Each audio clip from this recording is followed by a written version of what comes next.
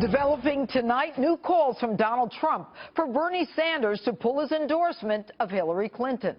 This after leaked audio of Hillary Clinton was released from back in February of this year, where she talked negatively about Sanders supporters. Take a listen to a portion of that audio.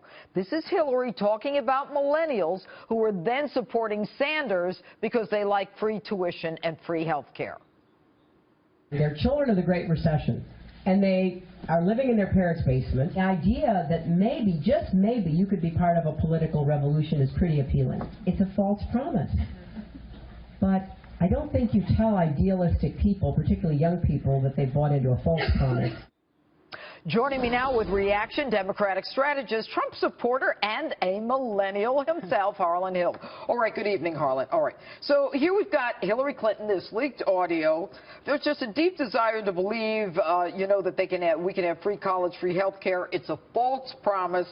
But I don't think you tell idealistic people, particularly young people, that they bought into a false promise. How do millennials see that? Well, one, if it's a false promise, why is she promising it now? You know, no, seriously, ask yourself that. And I think that just demonstrates that she's willing to say and do anything to get elected. She doesn't believe this. It's just like with TPP. She has backtracked and been on so many sides of different issues. I don't know where she really stands. Okay, so if I'm a millennial, and there are 83 million of them in this country, and she's calling me a basement dweller and saying, that you're stupid to believe this stuff, where's my loyalty now? Well, to an extent, she's right.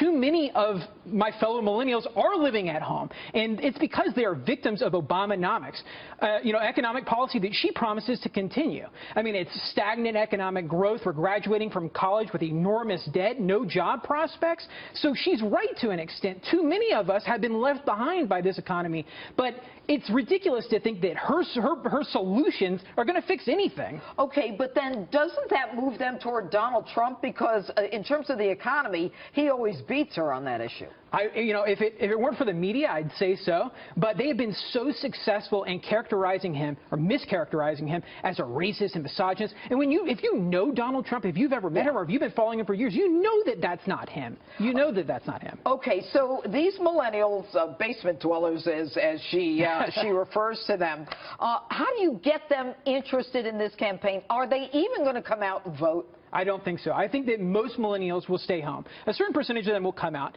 But that would spell trouble for Hillary Clinton. Look, millennials, African Americans, they were really important. They were essential to the Obama coalition and his victories in 2008 and 2012. If they don't turn out for her this year, she cannot win, in my opinion. All right. You know what's interesting about that, Harlan, when you say that is, according to a Fox poll, 9 out of 10 Romney voters are with Trump, but only 8 out of 10 Obama voters are with Hillary. Absolutely. So she's not even doing as well with her base, and Trump is even doing better. Absolutely. And you know what? I'm convinced. I'm among a lot of silent Democrats. For a while I was silent because I was afraid of the blowback from declaring the fact that I'm a Democrat that supports Donald Trump. A lot of people are closeted. And I know of other Democratic consultants just like me that are not willing to risk their career and their friends to support Donald Trump. But they will do it when they vote on Election Day. All right. And with the VP debate, does that impact anything? I don't know. I mean, what I'm looking for is, I think that Governor Pence has been really professional up until this point. I mean, he's just a class act. I think that he'll do great in the debate on Tuesday. Okay. And look, we hear about the Fox News poll. In the four-way race, Hillary beats Donald, and in a two-way race, Hillary beats Donald.